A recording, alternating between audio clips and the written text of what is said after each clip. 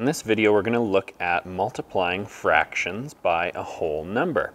So if I had this here, model and solve, it says I want to take 3 and multiply that by 1/5. So if we remember what multiplying is telling us to do, it's saying I want to take 3 groups of 1/5 in each group. So I need to have 3 groups of the same thing. So you'll see here I've got a little fraction strip, and I've split it into 1, 2, 3, 4, 5 little squares. So this whole fraction strip altogether would represent one whole piece. And since I need to have groups that have 1/5, I'm going to represent that by just coloring in one of those 5 pieces, right? So there's my 1/5 is colored in, okay?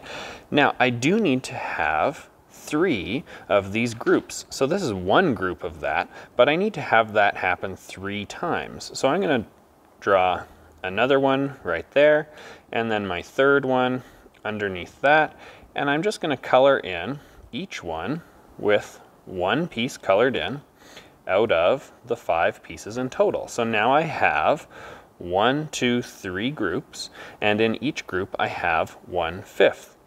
And what I'm doing is I'm going to now add those together. If I have 1/5 and 1/5 and 1/5, what I really have is I have 3/5 colored in all together, right? I have one colored in from the first one, so this one moves to there, okay? And then I have my second one colored in, and that comes from this one here, moves up there, and then the third one colored in, so this one moves up to there, okay? So when I'm looking at solving this one, that's going to give me now, if I have 3 groups and in each group I have 1/5 colored in, when I draw them all out, that means in total I have 3 pieces colored in out of the 5 pieces I need to make one whole. Okay, so that gives me 3/5. Okay, let's look at another one. Now, I've got the fraction strips already drawn out, so I just have to copy them here. Model and solve 2 times 1/4. Okay, so this one, 2 times 1/4, I'm going to have one of those 4 pieces colored in my fraction strip, but I need to have 2 of these groups. So I have 1/4, but I need to have 2 groupings of that. So I'm going to select and draw a second one. Okay, and we'll color in 1/4 on this one as well. And so now I have my 2 groups, and inside each group I have 1/4 colored in.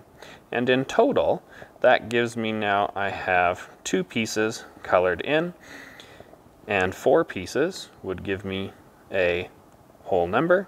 So I have 2 pieces colored in out of 4, and I would write that as 2/4. Now this one though, I can put in lowest terms. Both of these numbers are even, so just like we were doing with fractions in percent, I'm going to divide my numerator and my denominator by 2. When I divide numerator and denominator by 2, okay, I'm going to be left with a 2 in the a 1 in the numerator and a 2 in the denominator. And you can kind of see that from the drawing as well. If I was to look at this drawing where I had 2 pieces colored in out of 4, I could also look at this and say, well, I kind of have, it's the same thing as getting rid of those lines and splitting it in 2 pieces, and I now have half of it is colored in, and that's really all we're doing with lowest terms, right? So this is the exact same size square, it just instead of writing it as 4 pieces make up a whole, I can split it into 2 pieces make a whole, and 2 of those pieces were colored in, right? Okay, so that is putting, remember we've always got to put our answers into lowest terms. Okay, let's do another one. What if I've got 4 times 2 over 3, 4 times 2/3. So I need 4 groups here, so I'm going to make 4 of these right away. 1, 2, 3, and we'll move them all here. 1, 2, 3, and 4. So there's my 4 groups. Okay, each of those groups needs to have 2 pieces colored in out of the 3 total pieces. So there's 2 pieces colored in, 2 pieces colored in, 2 pieces colored in, and my final 2 pieces colored in here. Okay.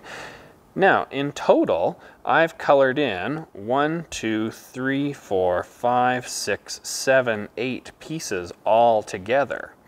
So on the other side of my equals sign, when I bring this one over, that's not enough because that's only 3 pieces. I have to be able to color in 8 pieces.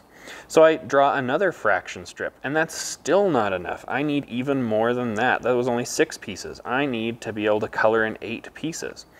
So I need 3 full fraction strips over there to be able to color everything in. So now I'm going to take these 2 and I'm going to color them in there. So I color in these first 2, okay, and then I'm going to take my next 2 and I'm going to color them in, but I'm going to put this one up top to fill that bar completely, and then I take the second one to fill in my next square here, and then these 2 from my third bar move into the second bar there.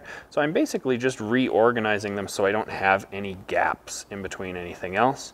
And those 2 move into here. So in total now, I've colored in 8 pieces, and every 3 pieces makes 1 whole. But you can see from this diagram that these guys are colored in all the way, aren't they? All 3 pieces in this one are colored in. So this is really the same thing as 1, and this is the same thing as 1. And so really I have 2 that are fully colored in. And then I have 2 pieces colored in out of 3 possible pieces. And so this is our connection and kind of how we go back and forth between a mixed number and an improper number. Right? So if I've got 8 over 3, that's an improper fraction. The numerator is bigger than the denominator. Well, I know that if I have 3 as my denominator, 3 can go into 8 2 full times, and then there's 2 pieces left over. And it's very easy to see when we draw that out. If I have fraction strips that are split into 3 pieces, when I have 8 colored in, 6 of them give me 2 whole strips in total, and the remaining 2 pieces give me that 2/3. Okay? So it is possible to get an improper fraction, and we always want to make sure we move it into its mixed number. And it's very easy to see that mixed number from the diagram. Okay, let's do another one. Okay, 6 times 5/8. Okay, so I need 6 groups. I've split my fraction strips into size 8 here, so 1, 2, 3, 4, 5, and 6 of them. So I've got my 6 groups. Each group should have 5 pieces colored in.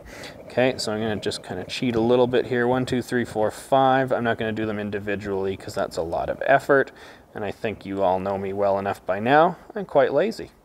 Okay, so we're going to highlight all of these in here.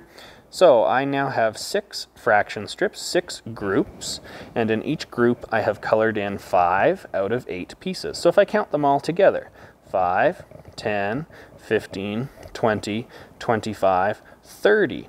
So I need to be able to have 30 to color in. So on the other side of the equals sign, I'm going to still have the same number colored in, but I'm not going to leave any gaps. I don't want to leave any white spaces, so I'm going to fill up a bar completely. So this first bar here gives me 8 pieces, and then I got 8 more, so now I'm at 16. And if I add 8 more, now I have 24, and 24 is still not enough, so I need to add 1 more on top of that. So now I've got 32 total pieces. Okay, so I'm going to color in my first 5, 1, 2, 3, 4, 5, and then I'm going to color in my next 5, 1, 2, 3, 4, 5. Then I'm going to color in the next 5, 1, 2, 3, 4, 5. Then I'm going to color in my next 5. There's 1, 2, 3, 4, 5. Color in my next 5, 1, 2, 3, 4, and then 5. And my last bar down here, take those 5 and color them in. 1, 2, 3, 4, 5. Okay, so there's all of my pieces together, and that's going to give me 30 over 8. I have 30 pieces colored in. My fraction strip is split into 8 pieces, so 8 pieces makes up 1 whole. And we can see very clearly from the diagram that I've got 1, 2, 3 full bars colored in. So I know I have 3 wholes. And then there is 1, 2, 3, 4, 5, 6 extra pieces colored in, so it's 3 and 6 over 8. Now hopefully you're noticing that this can be put into lowest terms, and that's going to be 3, and instead of writing 6 over 8, 6 is divisible by 2, and 8 is divisible by 2, and that leaves me with 3 and 3/4. Okay, one last one for you to try at home. 5 times 3 over 10. Okay, 5 times 3/10. So I'm going to give you a second to pause the video so you can work it out.